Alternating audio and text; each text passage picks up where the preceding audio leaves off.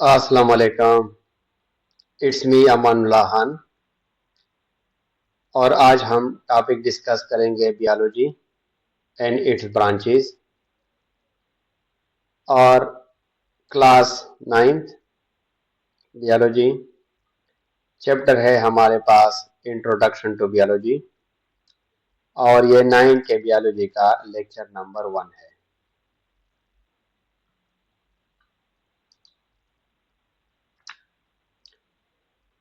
Biology का जो term है, term biology is derived from two Greek words.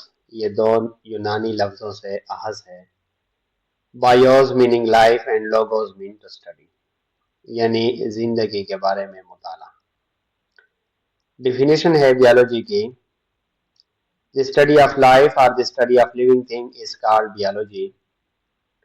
जिंदगी के बारे में या जितने भी जानदार है उसके बारे में मुताला जब हम करते हैं, इसी को हम बियोलॉजी का नाम देते हैं।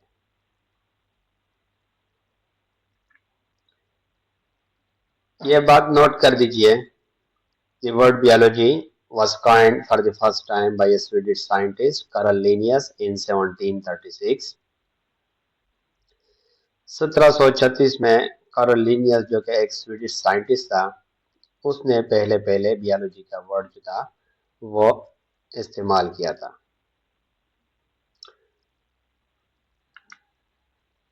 Major branches of biology, biology के 3 मेन ब्रांचेस है। एक को हम कहते हैं बॉटनी। बॉटनी है स्टडी अबाउट प्लांट्स। अगर हम प्लांट के बारे में मुताला करते हैं तो इसको हम बॉटनी कहते हैं। दूसरा है जूलॉजी।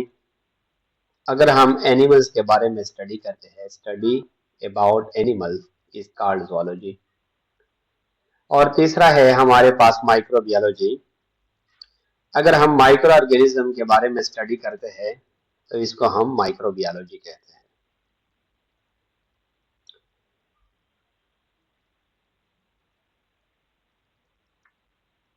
अब सवाल जहन में यह पैदा होता है, व्हाट आर माइक्रो ऑर्गेनिज्म? ये माइक्रो ऑर्गेनिज्म क्या होते हैं?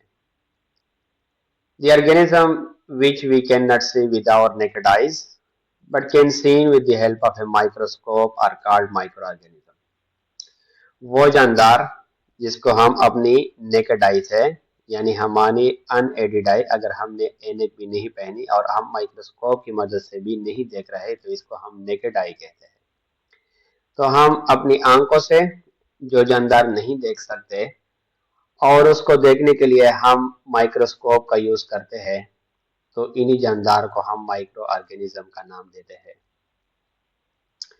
माइक्रोस्कोप की मदद से जो जानदार हम देखते हैं उसको हम माइक्रो ऑर्गेनिज्म कहते हैं।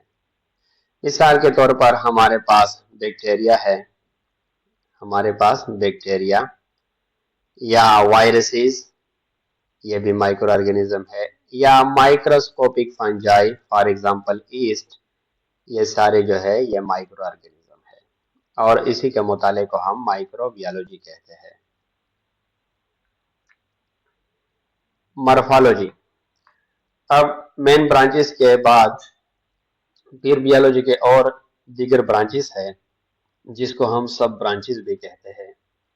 इसमें पहला है हमारे पास मॉर्फोलॉजी। मॉर्फोलॉजी का जो लफ्ज है वो मार्फ यानी स्ट्रक्चर और लोगो मीन स्टडी, इससे अहज है और इसका मतलब यह है the study of external form, shape and structure of organism is called morphology. जब हम किसी जानदार के एक्सटर्नल फीचर को स्टडी करते हैं और देखते हैं कि इस जानदार का जो एक्सटर्नल स्ट्रक्चर है वो किस तरह बना है, जब हम ये मुताला करते हैं तो इसको हम मॉर्फोलॉजी का नाम देते हैं। स्ट्रक्चर का मतलब any part of the living thing that can be seen with naked eye और with the help of a microscope. जानदार का वो हिस्सा जो हम अपनी नेकेड आई या माइक्रोस्कोप की मदद से देखते हैं, इसी को हम साख्त का नाम देते हैं, यानी स्ट्रक्चर का नाम देते हैं। मिसाल के तौर पर हमारे पास ये लीफ है, अगर हम इसी लीफ का एक्सटर्नल स्ट्रक्चर स्टडी करें, मतलब इसके मर्जन्स को देखें, इसके साइड्स को देखें कि ये किस तरह है, या इसका जो पैटर्न ऑफ वेनेशन है, ये वेन का पैटर्न हम स्टडी करना चाहे, या इसका हम ये देखना चाहे कि इसका साइज कितना है। ठीक है, तो इसी को हम कहेंगे कि ये हम मॉर्फोलॉजी स्टडी कर रहे हैं इस लीफ का।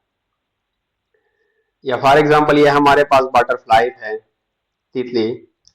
अगर हम इसके एक्सटर्नल स्ट्रक्चर यानी इसके जो विंग्स है इसका हम मुताला करें कि ये साइज में कितने हैं और तादाद में कितने हैं, या इसका कलर कैसा है, या हम ये स्टडी करें कि इस तितली का जो एंटीना है ये कहाँ पर वाक़या है, या इस तितली के जो लेग है वो किस तरह है, या इसमें ये सेगमेंट जो है ये किस तरह है इसके बॉडी में। अगर हम इसी तरह इसके एक्सटर्नल फीचर को हम स्टडी करते जाएं तो इसका मतलब यह है कि हम इस तितली का मॉर्फोलॉजी स्टडी कर रहे हैं। दूसरा जो ब्रांच है वो है anatomy. The study of internal structure of organism is called anatomy. अगर हम किसी जानदार का इंटरनल साख अगर हम मुताला करते हैं तो इसी को हम एनाटॉमी कहते हैं। For example structure of heart, stomach और ब्रेन। हमें पता है कि ब्रेन, स्टोमक और हार्ट ये तीनों जो है ये इंटरनल स्ट्रक्चर है। अब अगर हम इसी का मुताला करें तो इसी को हम क्या कहेंगे, एनाटॉमी। अब ये बात अपने जहन में रख ले कि ठीक है कि ये बोन जो है ये हमारे जिस्म में मौजूद है, लेकिन इसका भी एक एक्सटर्नल शेप भी तो है, एक एक्सटर्नल स्ट्रक्चर भी है, और इसी बोन का फिर एक माइक्रोस्कोपिक स्ट्रक्चर भी है। तो ये बोन का ये जो एक्सटर्नल स्ट्रक्चर है ये बोन का, इसको हम ग्रास एनाटॉमी का नाम देंगे। और ये बोन का जो इंटरनल स्ट्रक्चर है यानी इसका जो माइक्रोस्कोपिक स्ट्रक्चर है इसको हम नाम देंगे माइक्रोस्कोपिक एनाटॉमी। ठीक है, एनाटॉमी बेसिकली जो इंटरनल स्ट्रक्चर है उसका या तो ग्रास एनाटॉमी का स्टडी करना होता है या उसी ऑर्गन्स का फिर माइक्रोस्कोपिक हम स्टडी करते हैं। इसी को हम नाम देते हैं एनाटॉमी का। हिस्टोलॉजी क्या है? Histology is a branch of biology that studies the microscopic structure and organisation of tissues in plant and animal. Histology में हम स्टडी करते हैं माइक्रोस्कोपिक स्ट्रक्चर, यानी ये टिश्यू का माइक्रोस्कोपिक स्ट्रक्चर कैसा है, यानी ये टिश्यू जो है ये माइक्रोस्कोप में हमें कैसे दिखाई देगी। ठीक है, and organisation of tissues in plant and animal, और प्लांट और एनिमल में कौन कौन से टिश्यूज मौजूद है, और अगर वो टिश्यूज मौजूद है तो इसका माइक्रोस्कोपिक स्ट्रक्चर कैसा है, इसी का मुताला हम करते हैं हिस्टोलॉजी में। हिस्टोलॉजी में हम एग्जामिन करते हैं कि how cell are organised into tissues, कि किस तरह सेल से ये टिश्यू बनी है, and how those tissue function collectively, और वो टिश्यूज किस तरह कलेक्टिवली काम करती है। ठीक है, फॉर एग्जाम्पल अगर हम एनिमल सेल को देख लें, सॉरी एनिमल्स को देख लें, तो एनिमल में हमारे पास 4 बेसिक टाइप ऑफ टिश्यूज है। For example epithelial tissue, connective tissue, muscle tissue, और चौथा है हमारे पास नर्वस टिश्यू। तो ये तो एनिमल का टिश्यू के लिहाज से ऑर्गेनाइजेशन हुआ, यानी उसको बनावट हुई। अब एपिथेलियल टिश्यू का माइक्रोस्कोपिक स्ट्रक्चर कैसा है, कनेक्टिव टिश्यू का स्ट्रक्चर कैसा है, इसको हम हिस्टोलॉजी में फिर डिस्कस करेंगे। ठीक है, इस तरह प्लांट की अगर हम बात करें तो प्लांट में 2 बुनियादी टिश्यूज है, मेरिस्टेमेटिक टिश्यू और परमानेंट टिश्यू। अब ये मेरिस्टेमेटिक टिश्यू और परमानेंट टिश्यू तो प्लांट का एक टिश्यू के लिहाज से ऑर्गेनाइजेशन हुआ। अब मेरिस्टेमेटिक टिश्यू का माइक्रोस्कोपिक स्ट्रक्चर कैसा है या परमानेंट टिश्यू का माइक्रोस्कोपिक स्ट्रक्चर कैसा है, इसी को हिस्टोलॉजी में हम स्टडी करते हैं। इसके बाद है हमारे पास physiology. Physiology is the branch of biology that studies the function and process of living organisms and their parts including organ, tissues and cells.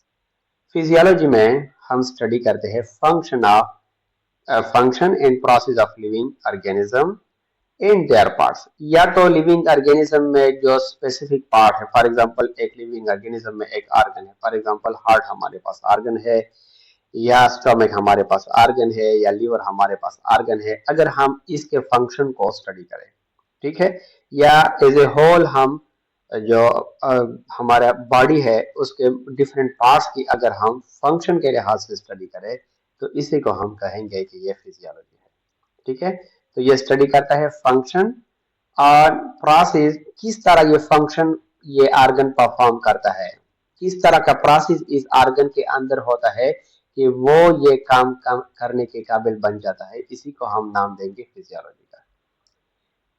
Physiology का मेन फोकस जो होता है वो ये होता है हाउ बायोलॉजिकल सिस्टम वर्क, कि ये बायोलॉजिकल सिस्टम जो है फॉर एग्जांपल ये आर्गन है ये किस तरह काम करता है, and interact to sustain life, और ये आर्गन मुख्तलिफ सिस्टम वगैरह ये किस तरह आपस में इंटरेक्ट करते हैं और हमारे जिंदगी को बरकरार रखते हैं ये, ठीक है। इसी तरह स्टडी जो है उसको हम क्या कहेंगे, फिजियोलॉजी। फॉर एग्जांपल हार्ट है, हार्ट हमारे पास एक आर्गन है, हार्ट का जो फंक्शन है वो क्या है, ब्लड को पंप करना, ठीक है, ये इसका मेन फंक्शन है। अब हार्ट में ऐसा कौन सा प्रोसेस, ऐसा कौन सा अमल होता है कि जिसकी वजह से ये ब्लड पंपिंग के काबिल बन जाता है। अब हम अगर इसी को भी समझ लें कि इसमें कौन सा प्रोसेस ऐसा होता है कि जिसकी वजह से ये पंपिंग करता है, तो ये सारा स्टडी जो है ये फिजियोलॉजी के अंडर आता है हमारे पास। इसके बाद है हमारे पास embryology. Embryology is a branch of biology that studies the development of an embryo from fertilization of the egg to the formation of a fully developed organism, ठीक है। एम्ब्रियोलॉजी में हम क्या करते हैं, एम्ब्रियो के फॉर्मेशन से लेकर फुली डेवलप्ड फिटस तक जितने भी बीच में डेवलपमेंटल स्टेजेस है, इस सारे का हम मुताला करते हैं एम्ब्रियोलॉजी में, ठीक है। पहले पहले होता है हमारे पास फर्टिलाइजेशन, फॉर एग्जांपल ये अंडा है और ये स्पर्म है, तो ये स्पर्म आएंगे और इस एग को फर्टिलाइज करेंगे। इसके फर्टिलाइजेशन के अमल से हमारे पास वजूद में आ जाएगा एक एम्ब्रियो। एम्ब्रियो जो है ये फिर मुख्तलिफ स्टेजेस से गुजरेगा और इससे लास्ट में एक फुली डेवलप्ड ऑर्गेनिज्म बनेगा। अब इन सारे स्टेजेस का अगर हम मुताला करें, इसी मुताले को हम क्या नाम देंगे, एम्ब्रियोलॉजी का। टेक्सोनोमी क्या है, taxonomy is the study of classification of organism and their scientific naming. Taxonomy में हम इस तरह करते हैं कि जितने भी जानदार है उस सब को हम क्लासिफाई करते हैं मुख्तलिफ ग्रुप्स में, और हर एक जानदार को हम एक नाम देते हैं, एक बायोलॉजिकल नाम देते हैं, ठीक है। मींस इसमें नोमेनक्लेचर भी होती है, नेमिंग ऑफ ऑर्गेनिज्म भी होती है, और साथ ही साथ में सारे जानदार जो होते हैं वो ग्रुप्स में हम क्या करते हैं, डिवाइड करते हैं। जो क्लोजली रिलेटेड ऑर्गेनिज्म होते हैं वो सेम ग्रुप में हम रखते हैं, और जो ऑर्गेनिज्म में काफी ज्यादा डिफरेंसेस हो वो फिर हम फिर उसको अलग ग्रुप में रखते हैं, ठीक है। इसी को हम कहते हैं टेक्सोनोमी। इसके बाद है हमारे पास cell biology. As the name indicates, जिस तरह के नाम से जाहिर है कि सेल बियोलॉजी क्या है, सेल या सेल के अंदर जो ऑर्गेनेलिस है, अगर हम इसका मुताला करें, इसी मुताले को हम नाम देंगे सेल बियोलॉजी का। सेल बियोलॉजी को हम साइटोलॉजी भी कहते हैं। साइटोन मीन सेल और लॉजी मीन स्टडी, यानी सेल और सेल के अंदर जो ऑर्गेनेलिस है, इसी मुताले को हम क्या नाम देते हैं, सेल बियोलॉजी, ठीक है। फॉर एग्जाम्पल ये हमारे पास एक सेल है और ये इसके अंदर मुख्तलिफ ऑर्गेनेलिस है, फॉर एग्जाम्पल ये न्यूक्लियस हो गया, ये न्यूक्लियोलस हो गया, ठीक है। इसी तरह ये माइटोकॉन्ड्रिया हो गया, ठीक है। इसी तरह इसमें सेंट्रियोल्स भी होंगे, एंडोप्लाज्मिक रेटिकुलम भी होगा, गोल्गी एपैरेटस भी होगा।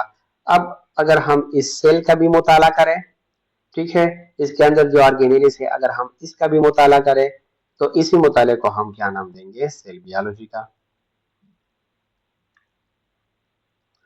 इसके बाद एक इंपॉर्टेंट ब्रांच है फिलियंटोलॉजी। The study of fossil of past organism is called paleontology. जितने भी ऐसे ऑर्गेनिज्म हैं जो आज मौजूद नहीं है, जो आज एक्सटिंक्ट है, फना है इस दुनिया से, लेकिन पास्ट में माजी में वो जानदार थे, लेकिन अब उसकी सिर्फ डेड रिमेन्स बाकी है, यानी उसके फॉसिल बाकी है, यानी उसके मुर्दा बकायाजात बाकी है। अगर हम इसी तरह पास्ट ऑर्गेनिज्म जो पास्ट में थे, अगर उसी ऑर्गेनिज्म के इसी तरह मुर्दा बकाया जात की हम अगर आज के दिन में स्टडी करते हैं, तो इसी स्टडी को हम नाम देंगे फिलियंटोलॉजी का। अगर ये ऑर्गेनिज्म एनिमल है, अगर ये ऑर्गेनिज्म जो पास्ट में था, अगर ये ऑर्गेनिज्म एनिमल है तो इसको हम नाम देंगे फिलियोजोलॉजी, यानी the study of fossil of animal is called palaeozoology. अगर ये पास्ट जानदार कभी प्लांट था तो the study of fossil of plant is called फिलियोबॉटनी।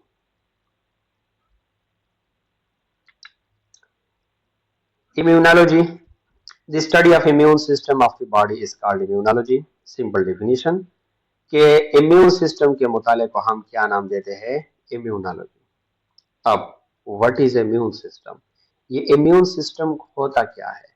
The body defence system, हमारे जिस्म का जो हिफाजती निज़ाम है, और वो हिफाजती निज़ाम क्या करता है, विच प्रोटेक्ट द बॉडी, जो कि हमारी बॉडी को प्रोटेक्ट करता है, हमारे बॉडी को महफूज रखता है किस चीज से, from disease causing micro organism, जो ऐसे माइक्रो ऑर्गेनिज्म है जिससे हमें फिर डिजीज लाहक होती है, ऐसे माइक्रो ऑर्गेनिज्म से हमारे बॉडी की हिफाजत जो करते हैं, जो निज़ाम हमारे बॉडी का डिफेंस सिस्टम है, यानी जो हमारे बॉडी को प्रोटेक्शन प्रोवाइड करता है, उसी सिस्टम को हम क्या नाम देते हैं कि ये इम्यून सिस्टम है।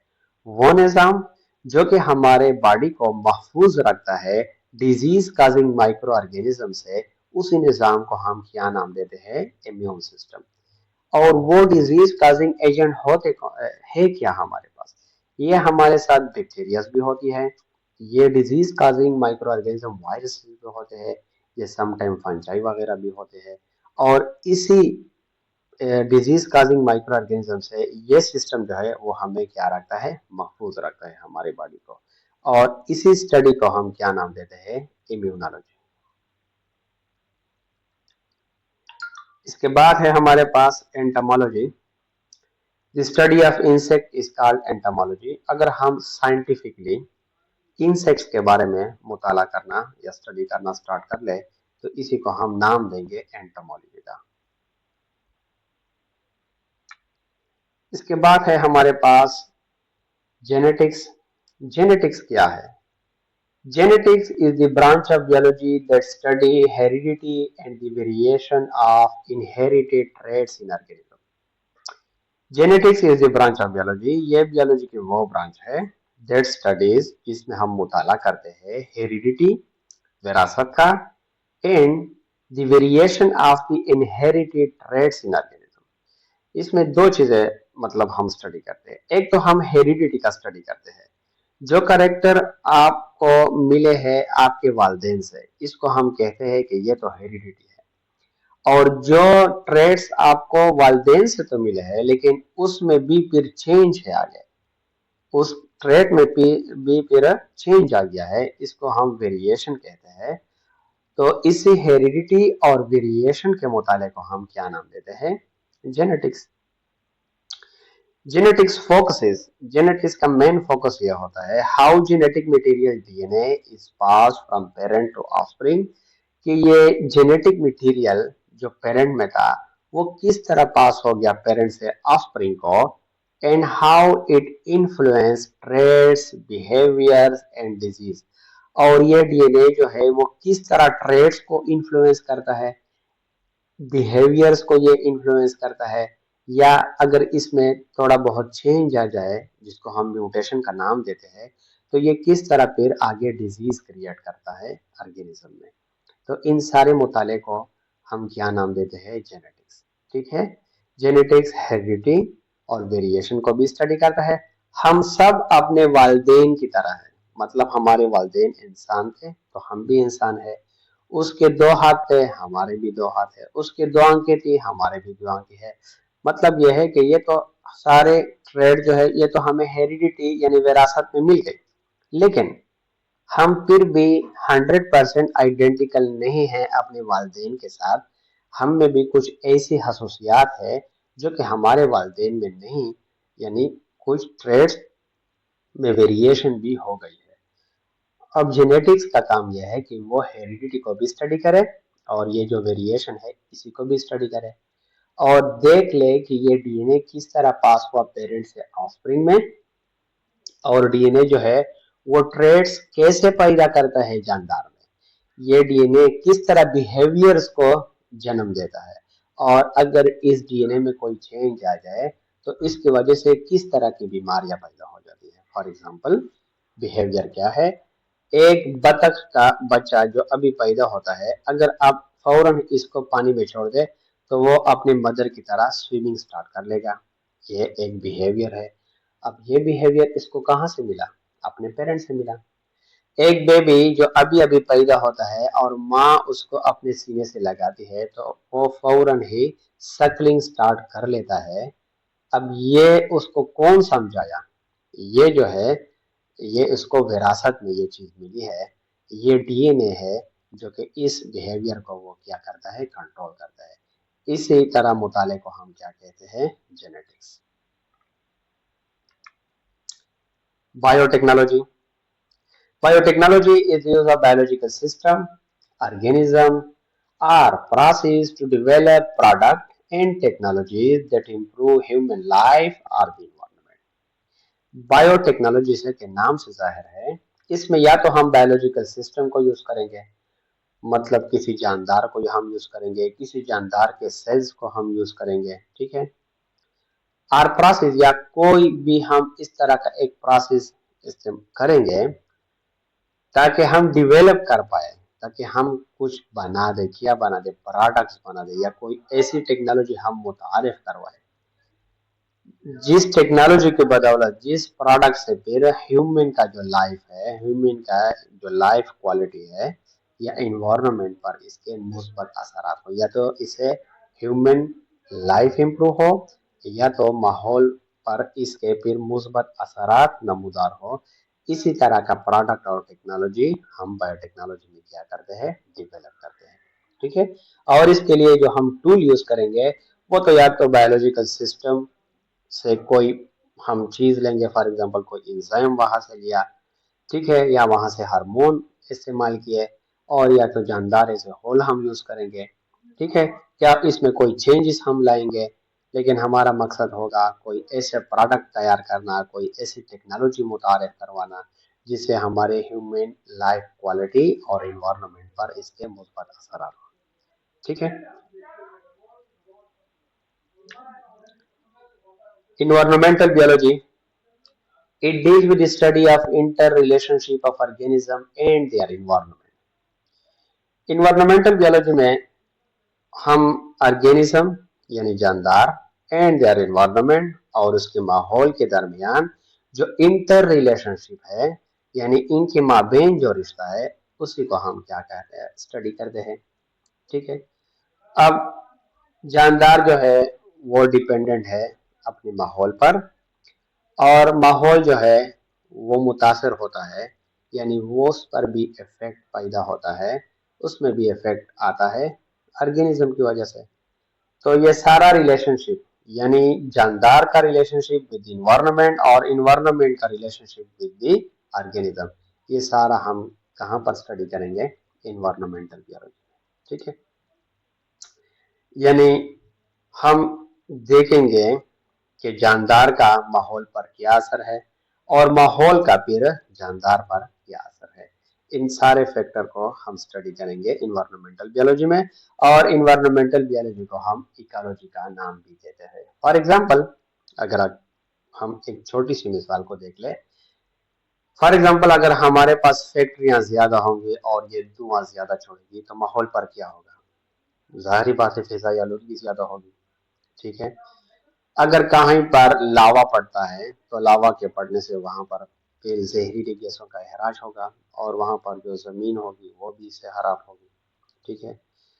और अगर हम इसी जमीन पर अगर हम प्लांट्स वगैरह जो कि ऑटोट्रॉफ है, अगर उसकी मकदार को बढ़ा दे तो माहौल में फिर ऑक्सीजन की जो लेवल है वो फिर बढ़ जाएगी और फिजा जो हमारी होगी वो क्लियर होगी, ठीक है। तो इसका मतलब यह है कि जानदार जो है वो माहौल को इफेक्ट करते हैं और माहौल जो है वो फिर इंटरन जानदार को इफेक्ट करता है।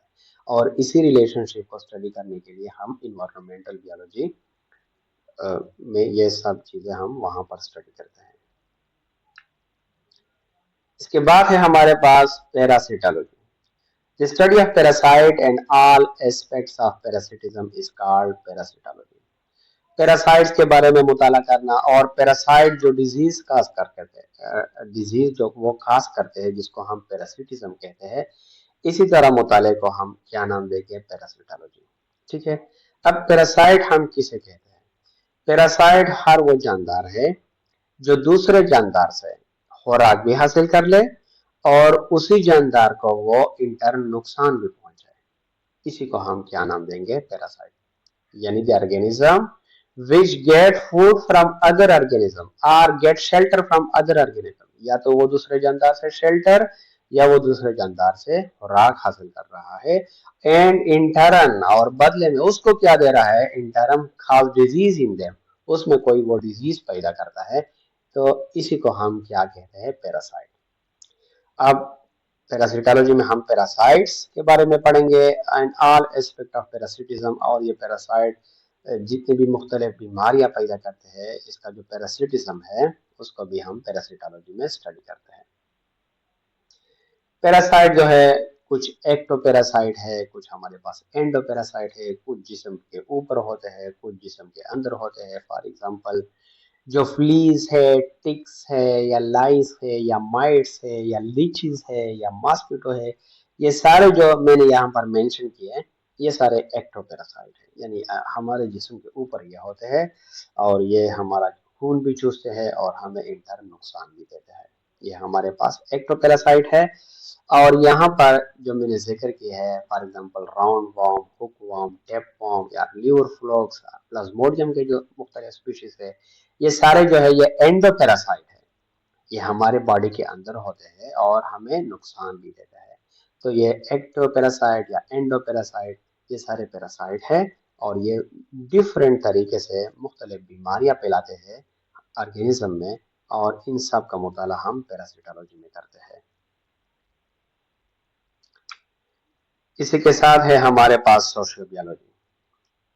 Sociobiology is the study of biological basis of a social behavior in animal and human, focusing on how evolutionary processes like natural selection shape behaviors that affect survival and reproduction. Sociobiology में हम biological basis पर social behaviors का मुताला करते हैं। सोशियोबियोलॉजी में हम biological basis पर social behaviour जो कि इंसानों में भी पाए जाते हैं, जो कि एनिमल में भी होते हैं, उन सोशल बिहेवियर का हम बायोलॉजिकल बेस पर स्टडी करते हैं और हम फोकस इस पर रखते हैं कि इवोल्यूशन या इवोल्यूशनरी प्रोसेस वक्त के साथ साथ जो जानदार आ रहे हैं कदीम वक्त से, इवोल्यूशनरी प्रोसेस जो हो रही है, यानी नेचुरल सिलेक्शन का प्रोसेस जो जारी है, वो किस तरह शेप करता है, वो बिहेवियर किस तरह शेप करता है, और यही बिहेवियर हमारे सर्वाइवल और रिप्रोडक्शन में किस तरह ये रोल फिर प्ले करते हैं, इसी को हम स्टडी करते हैं सोशियोबियोलॉजी। ठीक है। वक्त के साथ साथ माहौल में तब्दीलियां रोनुमा होती है, और जब तब्दीलियां रोनुमा होती है तो जानदार अपने आप में फिर चेंजेस करते हैं। इसी तरह वो अपने बिहेवियर्स को फिर वो क्या करते हैं, चेंज करते हैं, और बिहेवियर जब उनके चेंज होते हैं तो उसका सर्वाइवल का जो चांसेस है वो भी फिर बढ़ जाता है, और रिप्रोडक्शन का अमल जो है वो भी फिर उन जानदार का जारी रहता है। और जो जानदार इवोल्यूशनरी प्रोसेस में, यानी वक्त के गुजरने के साथ, अगर वो अपने आप में तब्दीलियां पैदा ना करे, यानी अपनी बिहेवियर्स को वो ठीक ना करे, तो वक्त के साथ साथ नेचर जो है वो उसको सेलेक्ट नहीं करेगी, बल्कि वो फिर रिजेक्ट हो जाएंगे, यानी उसका सर्वाइवल और इसका रिप्रोडक्शन जो है वो फिर फ्यूचर में नहीं होगा, और ऐसे जानदार जो होंगे वो हमारे पास फिर फ्यूचर में एक्सटिंक्ट कहलाएंगे। कुछ सोशल बिहेवियर, फॉर एग्जांपल मिसाल के तौर पर सोशल बिहेवियर है हमारे पास, हनी बीज जो है उसमें सोशल बिहेवियर है, इसमें डिवीजन ऑफ लेबर है, उस वो काम जो है वो उसने तकसीम किए होते हैं कि फलाने ने ये काम करना है और इसने ये काम करना है। फॉर एग्जांपल हम अगर देखें तो हनी बीज में एक क्वीन होती है, क्वीन का काम है अंडे देना। इसके बाद एक फीमेल वर्कर होती है जो क्या करती है, वो जाती है फूलों, मुख्तलिफ फूलों से फिर वो नेक्टर कलेक्ट करती है। ठीक है। और इसमें ड्रोन्स भी होते हैं जो कि वहां पर बैठे होते हैं, ठीक है, और वो जो हाइव होता है इसका जो छत वो बनाते हैं उसकी वो प्रोटेक्शन करते हैं, ठीक है, यानी डिवीजन ऑफ लेबर है। और इसी डिवीजन ऑफ लेबर की वजह से फिर ये हनी बी सर्वाइवल भी करते हैं और इसका रिप्रोडक्शन का अमल भी फिर जारी रहता है। और अगेन इसमें कम्युनिकेशन भी होती है, ये आपस में कम्युनिकेट भी करते हैं। और खलूनी कॉपरेशन, ये खलूनी के तौर पर रहते हैं, हनी बी अकेले कभी भी नहीं रहते बल्कि ये खलूनी की शक्ल में रहते हैं। और इसी तरह इसका सर्वाइवल और रिप्रोडक्शन का अमल जो है वो जारी है, ठीक है। लाइंस की अगर हम बात करें फॉर एग्जांपल, तो लाइन में भी एक प्राइड स्ट्रक्चर होता है, यानी इसमें भी एक प्राइड होता है, एक डोमिनेंट में लाइन होता है जो कि पूरे प्राइड का वो सरबराह होता है और पूरा प्राइड जो है वो इसके पीछे चलता है, ठीक है। कोऑपरेटिव हंटिंग, जब वो हंट करते हैं तो कोऑपरेशन की मदद से वो हंट करते हैं। फॉर एग्जांपल एक भैंस को अगर वो गिराते हैं तो सारे मिलकर वो भैंस को फिर गिराते हैं और फिर उसको अपने जरूरत के मुताबिक आते हैं। एंड टेरिटोरियल डिफेंस, और अगर इसी इलाके में फॉर एग्जांपल दूसरा प्रेडेटर आ जाए, फॉर एग्जांपल दूसरा टाइगर वहां पर दाखिल हुआ या हाइनस वहां पर दाखिल हुए, तो ये जो ऑलरेडी वहां पर एग्जिस्टिंग प्राइड है लाइन का, वो फिर अपने वो उस डेन को यानी उस एरिया को फिर वो प्रोटेक्ट भी करते हैं। तो ये सारे क्या है, सोशल बिहेवियर है जो कि लाइन में पाए जाते हैं। इस तरह ह्यूमन में भी मुख्तलिफ किस्म के सोशल बिहेवियर है जो कि वक्त के साथ साथ हम में पैदा हुए। फॉर एग्जाम्पल कम्युनिकेशन, हम इंसान जो है वो आपस में कम्युनिकेट करते हैं। अब ये कम्युनिकेशन का अमल जो है वो इवोल्यूशनरी प्रोसेस के थ्रू क्या है हम में पैदा हुआ है, ठीक है। और हम इंसान एक दूसरे के साथ कोऑपरेशन करते हैं, ठीक है। और हम इंसानों में सोशल नॉर्म्स होते हैं, कुछ हमने कायदे और कानून रखे हैं कि हमने इस कायदे और कानून के मुताबिक जिंदगी गुजारनी है, ठीक है। तो ये भी हमारे क्या है, सोशल बिहेवियर है। अब बियोलॉजी में हम क्या करते हैं कि इन सारे सोशल बिहेवियर्स का बायोलॉजिकल बेसिस पर हम मुताला करते हैं और हम देखते हैं कि इवोल्यूशन ने किस तरह या नेचुरल सिलेक्शन ने किस तरह हम में ये बिहेवियर शेप किए यानी पैदा किए। और इसी बिहेवियर जो हम में पैदा हुए, इसी की बदौलत हम किस तरह सर्वाइवल करते हैं और इसी की बदौलत हम किस तरह रिप्रोडक्शन में सक्सेसफुल हो रहे हैं। इसी तरह स्टडी को हम क्या कहते हैं, सोशल बियोलॉजी या सोशियो बियोलॉजी। इसके बाद है हमारे पास pharmacology. Pharmacology is a branch of science that studies drugs and their effect on living organisms. Pharmacology में हम ड्रग्स का और ये ड्रग हमारे लिविंग ऑर्गेनिज्म पर किस तरह असरअंदाज होते हैं, इसी का स्टडी हम फार्माकोलॉजी में करते हैं। It focuses on understanding how drugs interact with biological system to produce therapeutic or adverse effects.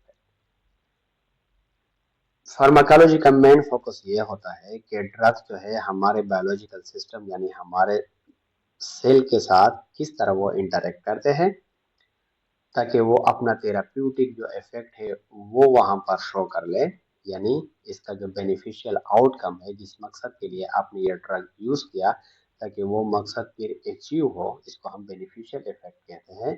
और एडवर्स इफेक्ट, या इस ड्रग का हमारे बॉडी के पर कौन सा एडवर्स यानी नेगेटिव इफेक्ट है, तो ये हम स्टडी करते हैं फार्माकोलॉजी, यानी साइंटिफिक स्टडी है ड्रग्स की और उसका इफेक्ट है लिविंग ऑर्गेनिज्म, किस तरह ये ड्रग हमारे सेल के साथ इंटरेक्ट करते हैं, ये अपना थेराप्यूटिक इफेक्ट यानी ये बेनिफिशियल आउटकम जिसको हम कहते हैं।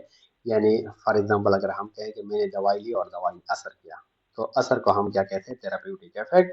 ये थेराप्यूटिक इफेक्ट किस तरह प्रोड्यूस करते हैं या ये जो ड्रग है इसका हमारे बॉडी पर नेगेटिव इफेक्ट कौन कौन से है, इसी को हम फार्माकोलॉजी में स्टडी करते हैं। अगर आपके माइंड में सवाल है कि व्हाट इज ड्रग, तो drug is any chemical substance that when introduced into the body alter its physiological और साइकोलॉजिकल फंक्शन, ठीक है। ड्रग हर वो केमिकल सब्सटेंस है, इसको हम अगर अपने बॉडी में ऐड कर ले, ठीक है, तो ये एल्टर करता है, ये चेंज करता है, क्या क्या चेंज करता है, फिजियोलॉजिकल या ये हमारे बॉडी की फिजियोलॉजी यानी हमारे फंक्शंस को फिर एल्टर करता है, हमारे फंक्शन को फिर डिस्टर्ब करता है, या हमारा जो साइकोलॉजिकल फंक्शंस है माने यानी हमारे इमोशंस या हमारे जो बिहेवियर है उसको ये क्या करते हैं, इफेक्ट करते हैं। तो हर ऐसी केमिकल सब्सटेंस को हम क्या नाम देते हैं, ड्रग्स। अब ये मेडिसिनल भी होते हैं और कुछ ड्रग जो है वो एब्यूज भी है, जो कि लॉ एंड इन्फोर्समेंट एजेंसीज उसको ममनू करार देती है। ठीक है, अब हम नेक्स्ट देखते हैं linkages of biology with other field of sciences, के बियोलॉजी का जो अदर फील्ड ऑफ साइंसेस है उसके साथ इसका कैसा ताल्लुक है। Biology is intrinsically linked to many other scientific disciplines, forming interdisciplinary fields that bridge gap between biological system and other domains. Biology naturally linked है दूसरे भी साइंटिफिक डिसिप्लिन के साथ, नेचुरली ये लिंक है। और इसी तरह हमारे साथ कुछ फील्ड्स पैदा होते हैं जिसको हम इंटरडिसिप्लिनरी फील्ड कहते हैं, और यही इंटरडिसिप्लिनरी फील्ड वो फिर जो गैप है इन फील्ड के दरमियान उसको भी ये क्या करता है, फिर खत्म करता है। फॉर एग्जाम्पल आगे हम देखेंगे कि बायोकेमिस्ट्री, अब बियोलॉजी एक अलग डिसिप्लिन है और केमिस्ट्री एक अलग डिसिप्लिन है। अब बायोकेमिस्ट्री में बियोलॉजी और केमिस्ट्री क्या हुए, आपस में मिल गए और एक नए फील्ड को जन्म दिया जिसको हम इंटरडिसिप्लिनरी फील्ड का नाम देंगे। और इस नए फील्ड ने इन दो फील्ड्स के दरमियान जो गैप था, जो हैला थी, उसको क्या कर दिया, पूर्ण कर दिया, यानी इसको आपस में मिला दिया, बियोलॉजी और केमिस्ट्री को। तो इसी तरह बियोलॉजी का 5 यहाँ पर जिक्र है, 5 अदर फील्ड ऑफ साइंसेस है, और बियोलॉजी का उसके साथ क्या है, लिंकेज मौजूद है हमारे पास। ठीक है, पहले पहले हमारे पास बायोकेमिस्ट्री, नाम से जाहिर है बायोकेमिस्ट्री। तो इसमें बियोलॉजी और केमिस्ट्री जो है वो आपस में क्या है, मिल गई है आपस में। Biochemistry is a branch of science, ये साइंस की वो ब्रांच है that studies the chemical process and substances occurring with in living organism. जो लिविंग ऑर्गेनिज्म है उसमें जो केमिकल रिएक्शन हो रहे हैं या उसमें जो सब्सटेंसेस पाए जाते हैं, यानी लिविंग ऑर्गेनिज्म में जो केमिकल रिएक्शन हो रहे हैं या लिविंग ऑर्गेनिज्म में जो सब्सटेंसेस मौजूद है, जिन कंपाउंड से इसकी कंपोजिशन हुई है, इसी को बायोकेमिस्ट्री में हम स्टडी करते हैं। ठीक है, यानी लिविंग ऑर्गेनिज्म के अंदर जितने भी केमिकल रिएक्शंस है या लिविंग ऑर्गेनिज्म की खुद कंपोजिशन जितने भी केमिकल कंपाउंड से हुई है, इसी को हम स्टडी करते हैं बायोकेमिस्ट्री में। अब इसने किया क्या, it bridges biology and chemistry to understand life at the molecular level. तो इस फील्ड ने, इसने इंटरडिसिप्लिनरी फील्ड ने, इस बायोकेमिस्ट्री ने बियोलॉजी और केमिस्ट्री को आपस में मिला दिया, इस इसको मिला दिया, इसका गैप फिल कर दिया, यानी इसके दरमियान एक ब्रिज कायम कर दिया और हमें एक मौका दिया कि हम अपनी लाइफ को समझ सके eight the molecular level, molecular level पे। ठीक है, हम अपने लाइफ को मॉलिक्यूलर लेवल पर जान सके, ये हमें एक अपॉर्चुनिटी प्रोवाइड की बायोकेमिस्ट्री में। बायोकेमिस्ट्री में फॉर एग्जांपल हम पढ़ेंगे फोटोसिंथेसिस इन प्लांट, कि प्लांट में फोटोसिंथेसिस का अमल किस तरह होता है, जो कि कॉम्प्लेक्स बायोकेमिकल रिएक्शंस होते हैं।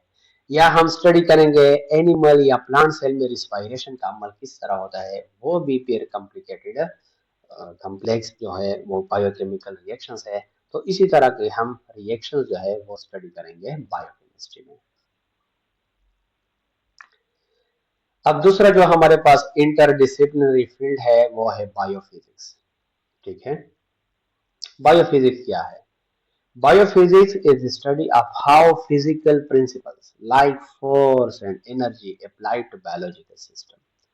बायोफिजिक्स में हम देखेंगे कि फिजिकल प्रिंसिपल्स या फिजिक्स के जो प्रिंसिपल है, फॉर एग्जांपल फोर्स जो कि फिजिक्स में हम पढ़ते हैं, एनर्जी जो कि हम फिजिक्स में पढ़ते हैं, ये फोर्स और एनर्जी का जो कॉन्सेप्ट है ये किस तरह हम अप्लाई करते हैं बायोलॉजिकल सिस्टम के ऊपर, बायोलॉजिकल सिस्टम पर हम इन फिजिकल प्रिंसिपल का इतलाक किस तरह करते हैं, ये हम स्टडी करेंगे biophysics. For example, understanding how the heart pump blood mechanical force. अगर हम ये जानने की कोशिश करें कि ये हार्ट जो है ये किस तरह ब्लड को पंप करता है, तो हम देखेंगे तो कि ये हार्ट जो है ये कंट्रैक्शन और रिलैक्सेशन करता है, और इसी कंट्रैक्शन और रिलैक्सेशन के दौरान ये क्या पैदा करता है, मैकेनिकल फोर्स एक पैदा करता है। और यही मैकेनिकल फोर्स है जो कि हमारे ब्लड को हमारे वेन्स और हमारे आर्टरीज में फ्लो करने में क्या करता है, मदद प्रोवाइड करता है। ठीक है। या अगर हम फॉर एग्जांपल स्टडी करें how nerve send electrical signal to the brain. Nerve जो है हमारे फॉर एग्जांपल सेंसरी नर्व्स, वो हमारे ब्रेन को सिग्नल किस तरह भेजते हैं, जो कि हमें पता है कि ये इलेक्ट्रोकेमिकल सिग्नल है, यानी इलेक्ट्रिकल सिग्नल है। अब इलेक्ट्रिसिटी का कॉन्सेप्ट डेफिनेटली ये फिजिक्स का काम है, फिजिक्स ही हमें समझा सकता है कि इलेक्ट्रिसिटी क्या है। अब ठीक है, कॉन्सेप्ट तो फिजिक्स का है, लेकिन यहाँ पर हम अप्लाई किस पर कर रहे हैं, बायोलॉजिकल सिस्टम पर। ठीक है। अगर हम देखें हाउ मसल कंट्रैक्ट, हमारे मसल जो है वो कंट्रैक्ट किस तरह होता है, तो बायोफिजिक्स हमें एक्सप्लेन करेगा कि मसल फाइबर किस तरह एनर्जी को यूज करते हैं, और ये हमारे मसल एनर्जी को यूज करके किस तरह ये मूवमेंट प्रोड्यूस करता है। ठीक है। तो ये जवाब हमें कौन देगा, बायोफिजिक्स। तो देखें यहाँ पर फोर्स अगेन, एनर्जी और मूवमेंट, ये तीनों चीजें फिजिक्स की है, लेकिन अप्लाई यहाँ पर कहाँ पर हो रही है, बायोलॉजिकल सिस्टम पर। और अगर हम देखें फॉर एग्जांपल, अगर हम देखें कि हाउ बर्ड्स फ्लाई, ये परिंदे किस तरह उड़ते हैं, it studies the physics of wings, shape and air resistance to understand flight. अगर हम ये समझना चाहते हैं कि ये परिंदे किस तरह उड़ते हैं, तो हमें समझना होगा कि विंग्स की फिजिक्स क्या है, मतलब विंग्स क्या होते हैं, इसका शेप कैसे रोल प्ले करता है, एयर रेजिस्टेंस क्या है, और ये विंग्स के शेप में चेंज से एयर रेजिस्टेंस हमें या बर्ड्स को किस तरह हवा में अपलिफ्ट करता है। तो इन सारे कॉन्सेप्ट को समझने के लिए हमें बायोफिजिक्स का सहारा लेना पड़ेगा, जो कि ये ब्रिज फील करता है फिजिक्स और बियोलॉजी का। या हम अगर फॉर एग्जांपल स्टडी करना चाहे कि हाउ आई सी, हमें दिखाई किस तरह देता है। ठीक है।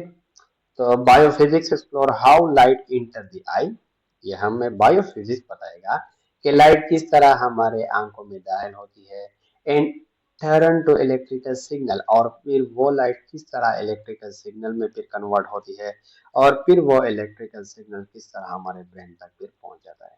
तो ये सारा फिनोमेना, इसमें फिजिक्स के प्रिंसिपल्स भी इन्वॉल्व है, और ये अप्लाई किस पर हो रहे हैं, बायोलॉजिकल सिस्टम पर। तो ये मैंने ये 5 एग्जाम्पल जो जिक्र किए, इन सारे एग्जाम्पल को अगर आप एक बार दोबारा देख ले, तो ये सारे क्या थे, इसमें फिजिकल प्रिंसिपल यानी फिजिक्स के मुख्तलिफ कॉन्सेप्ट लाइक फोर्स, एनर्जी वगैरह थी, और वो अप्लाई किस पर हो रहे थे, बायोलॉजिकल सिस्टम पर। तो इसी तरह अगर हम मुताला करें, जिस मुताले में बियोलॉजी और फिजिक्स का जो गैप है वो फिल हो, और उसमें एक ब्रिज कायम हो जाए, तो इसी तरह के मुताले को हम क्या नाम देंगे, बायोफिजिक्स। इस तरह नेक्स्ट है हमारे पास बायो इकोनॉमिक्स।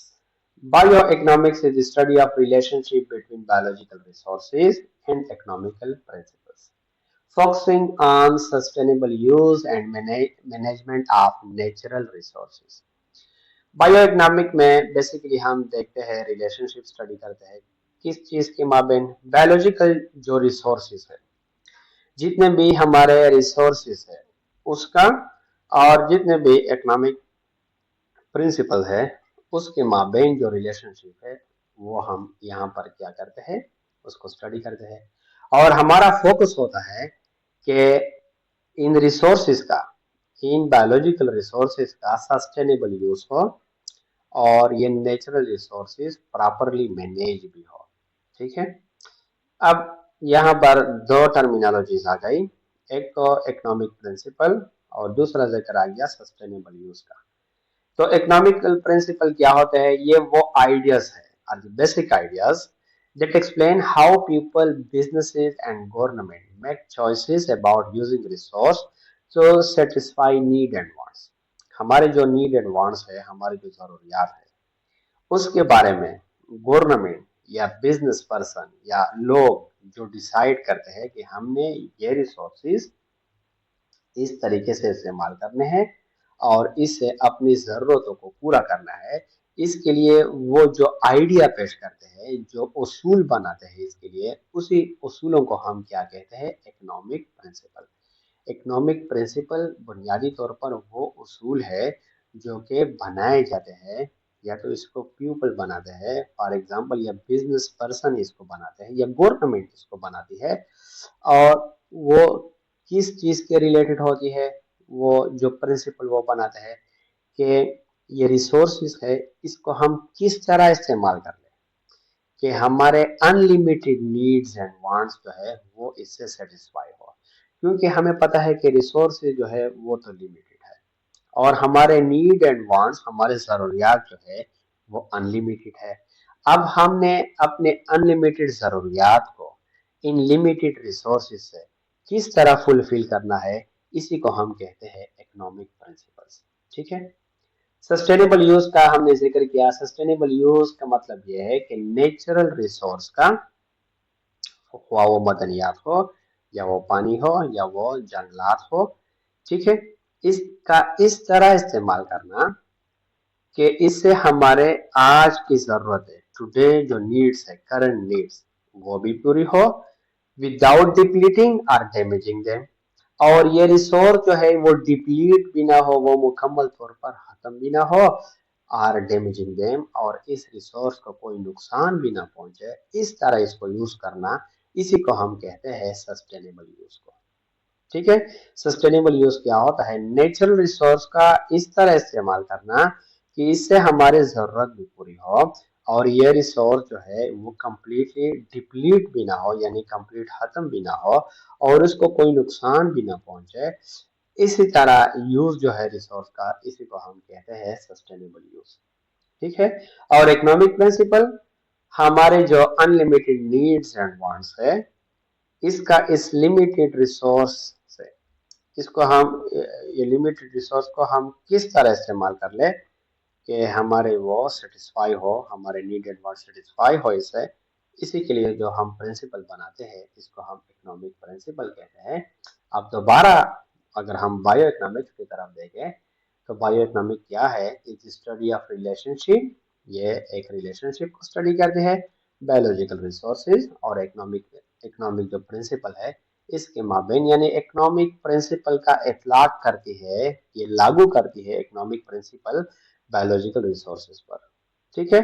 और इसका मकसद ये है कि जितने भी हमारे रिसोर्सेज हो, इसका एक सस्टेनेबल यूज हो और ये प्रॉपरली मैनेज भी हो। ठीक है। ये बेसिक मतलब है बायो इकोनॉमिक का कि जितने भी हमारे नेचुरल रिसोर्सेज हो या बायोलॉजिकल रिसोर्सेज हो, इसका एक तो यूज सस्टेनेबल हो और ये प्रॉपरली मैनेज भी हो, इसी को हम क्या कहते हैं? Bio economics. For example, forestry management, अगर हम एक मिसाल के तौर पर देखें, तो फॉरेस्ट्री मैनेजमेंट क्या करती है? बैलेंसिंग टिम्बर हार्वेस्टिंग, या टिम्बर की हार्वेस्टिंग को बैलेंस रखती है। ठीक है। कि टिम्बर हार्वेस्ट भी हो, यानी जंगलात की कटाई हो, टिम्बर काटे हम, फॉरेस्ट कंजर्वेशन, और जंगलात भी कायम रहे। इससे जो टिम्बर हम काट लेंगे, इससे इंडस्ट्री को भी फायदा पहुंचेगा, और अगर जंगलात हमारे पास बरकरार रहेंगे तो हमारा इकोसिस्टम जो है वो भी बेहतरीन रहेगा और हमारा हेल्थ जो है वो भी फिर अच्छा रहेगा। अगर हम इस तरह मैनेज करें अपने जंगलात को कि इससे हम इंडस्ट्री के लिए टिम्बर भी हार्वेस्ट करें और साथ ही साथ में इसमें दोबारा नए पौधे भी लगाए और इसका गैर कानूनी काटना जो है उस पर भी पाबंदी हो, तो इससे हमारा इकोसिस्टम है वो भी फिर मेंटेन रहेगा और हमारा हेल्थ भी अच्छा रहेगा और हमारे इंडस्ट्रीज की जरूरियात भी वो भी पूरी होगी, क्योंकि उसको भी वहां से टिम्बर मिलेगा। अगर हम इस तरह मैनेजमेंट कर ले तो ये मैनेजमेंट कहलाएगा कि ये बायो इकोनॉमिक्स है। या फॉर एग्जांपल, एग्रीकल्चर लैंड है हमारे पास, एक सारी जमीन है और हम डिसाइड करें कि हमने कितना जमीन एलोकेट करना है क्रॉप के लिए। हमारे पास जमीन है, अब जमीन में हमने कितना एरिया एलोकेट करना है, किसके लिए? क्रॉप के लिए, फसल उगाने के लिए। अगर फसल हमारे पास उगेगी, ठीक है, ग्रो करेगी, तो इससे हमारे जो खुराक की जरूरत है वो भी पूरी होंगी। लेकिन एलोकेट इस तरह करना है कि इसमें ज्यादा जमीन भी खराब ना हो और माहौल भी जो है वो भी इससे ज्यादा पॉल्यूट ना हो। जो फर्टिलाइजर वगैरह हम यूज करेंगे, इससे ज्यादा माहौल को भी नुकसान ना पहुंचे, ज्यादा हमारा सॉइल जो है वो भी खराब ना हो और हमारा फूड का जो डिमांड है वो भी इससे पूरा हो।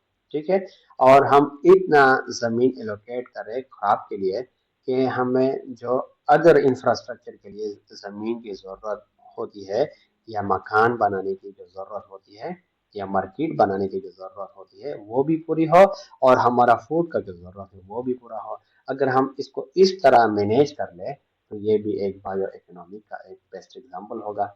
या वाइल्ड लाइफ टूरिज्म, अगर हम इको फ्रेंडली तरीके से, बिल्कुल माहौल दोस्ताना तरीके से हम टूरिज्म इस तरह प्रैक्टिस कर ले कि उस टूरिज्म से फिर लोकल कम्युनिटी जो वहां पर रहती है उसको भी फायदा हो और वाइल्ड लाइफ और वहां पर जो नेचुरल हैबिटेट है उसका भी प्रोटेक्शन हो इसमें, तो ये भी एक बायो इकोनॉमिक्स है। फॉर एग्जांपल, एक इलाका है और उसमें वहां पर जंगली जानवर है और वहां पर जंगल है, और हम वो पूरा इलाका कॉर्डन ऑफ कर ले, ठीक है, कि वहां पर कोई बगैर परमिशन के नहीं जाएगा, और हम फिर इस तरह करें कि टूरिज्म वहां पर जारी रखे कि टूरिस्ट आएंगे, वहां का सैर करेंगे, वो फिर पे करेंगे, फॉर एग्जांपल वो एक्सपेंसेस पे करेंगे, और फिर वो एक्सपेंसेस जो है वो वहीं पर जो लोकल कम्युनिटी होगी उसी के लिए फिर वो ये इन्वेस्टमेंट फिर इस्तेमाल होगी।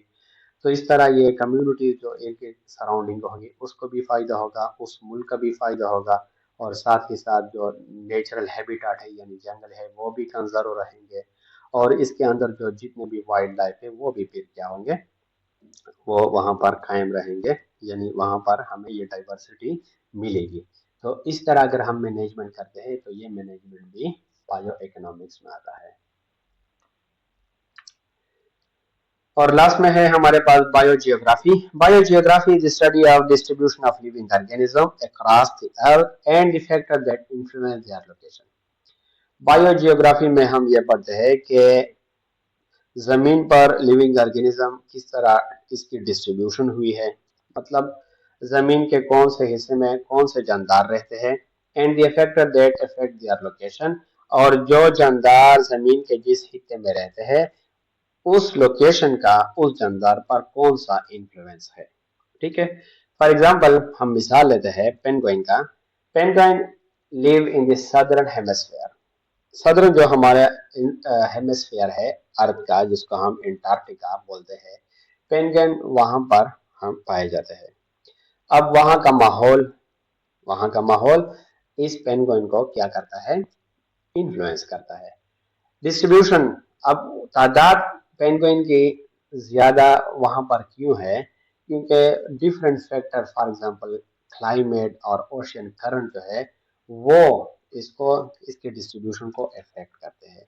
ठीक है, फॉर एग्जांपल फूड और माइग्रेशन और ब्रीडिंग ये सारा डिपेंड करता है वहां पर के क्लाइमेट पर और वहां के ओशियन करंट, यानी जो ओशन में जो लहरें पैदा होती हैं। ठीक है, तो ये डिफरेंट फैक्टर्स है, फॉर एग्जांपल ओशन करंट एक फैक्टर है या क्लाइमेट एक फैक्टर है, और ये सारे फैक्टर फिर असरअंदाज होते हैं किस चीज पर, पेंगुइन की डिस्ट्रीब्यूशन पर। इसी वजह से पेंगुइन वहां पर फिर क्या होगा, ज्यादा होगा। ठीक है, और ये सारे फैक्टर जो है ये इसके फूड माइग्रेशन और ब्रीडिंग ये सारे चीजों पर ये क्या करते हैं, असरअंदाज होते हैं। ठीक है, तो बायोजियोग्राफी में हम लिविंग ऑर्गेनिज्म के डिस्ट्रीब्यूशन पर कि कौन सा जानदार जमीन के किस खित्ते में है, और फैक्टर कौन कौन से फैक्टर है जो वहां पर उस पर, यानी उस लोकेशन में कौन कौन से इन्वायरमेंटल फैक्टर है जो उस जानदार पर क्या करते हैं, असरअंदाज होते हैं। इसी को हम स्टडी करते हैं बायो जियोग्राफी। ठीक है,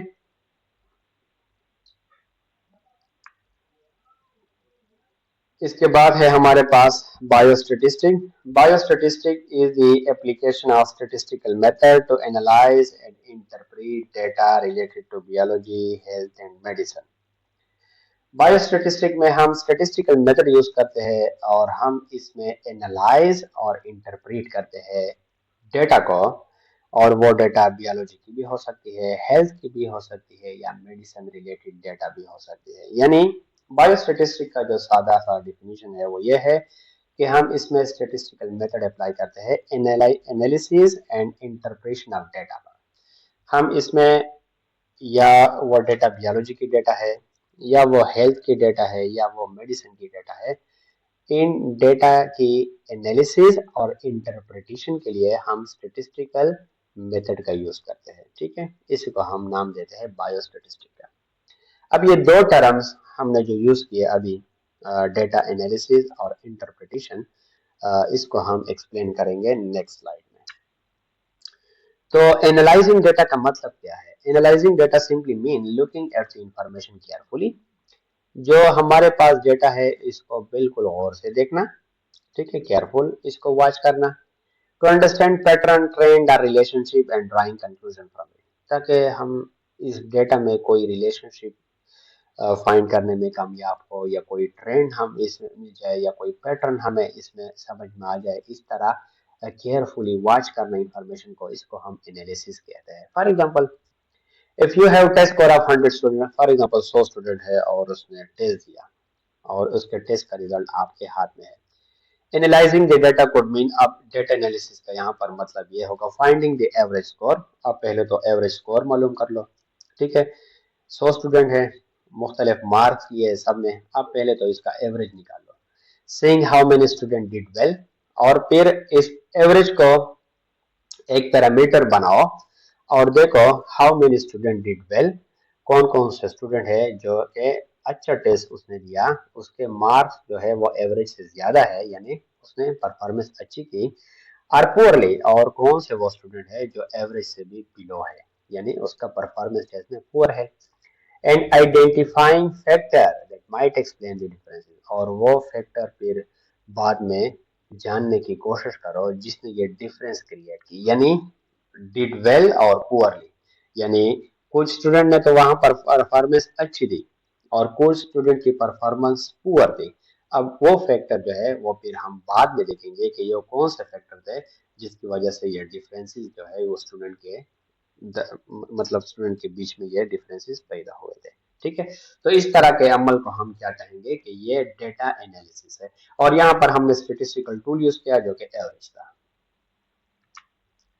अब इंटरप्रीटिंग डेटा, डेटा का इंटरप्रिटेशन या इंटरप्रीटिंग डेटा का क्या मतलब है? Interpreting means making sense of the information by explaining what the data shows and understanding its meaning in context. Interpreting data का मतलब ये है making sense of the information, कि वो जो इंफॉर्मेशन आपको मिली आपने इससे एक सेंस बना लिया यानी इसका एक मफहूम लिया आपने, यानी इसको आप अंडरस्टैंड कर पाए और आप एक्सप्लेन कर लें व्हाट द डेटा शोज, कि ये डेटा हमें क्या मतलब किस चीज की तरफ ये डेटा इशारा करती है.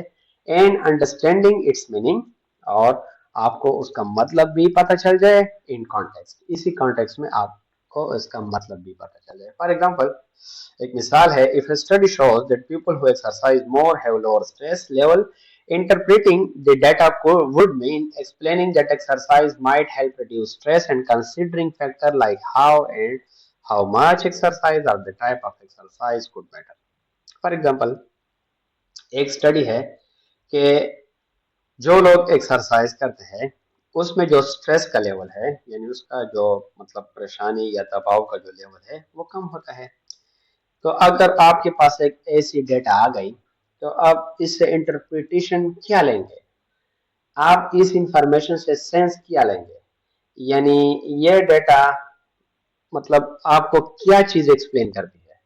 ठीक है, तो इससे जो इंटरप्रिटेशन हम लेंगे वो ये होगा कि एक्सरसाइज जो है ये शायद स्ट्रेस को रिड्यूस करता है, क्योंकि जो लोग एक्सरसाइज करते हैं उसमें स्ट्रेस लेवल कम है. तो इसका तो मतलब ये हुआ कि ये एक्सरसाइज जो है वो स्ट्रेस को भी क्या करता है, रिड्यूस करता है. अब बाद में हम देखेंगे कि कौन सा एक्सरसाइज, ठीक है, कौन सा एक्सरसाइज और उस एक्सरसाइज का दौरानिया कितना होना चाहिए ताकि वो हम वो वाला एक्सरसाइज करें, वो प्रॉपर वो वाला एक्सरसाइज और उसी हाथ दौरानिए के लिए हम करें ताकि हमारा स्ट्रेस लेवल जो हो वो कम हो। तो ये यहाँ पर इंटरप्रेटिंग डेटा का मतलब है, मतलब यह है कि जो इंफॉर्मेशन आपको प्रोवाइड की जाए और आप उससे एक सेंस ले लें, इसका आप एक मतलब समझ लें कि ये डेटा हमें क्या सिखाती है और आप उसी कंटेक्स्ट में उसी डेटा को समझ सके, इसी का मतलब है इंटरप्रेटिंग डेटा।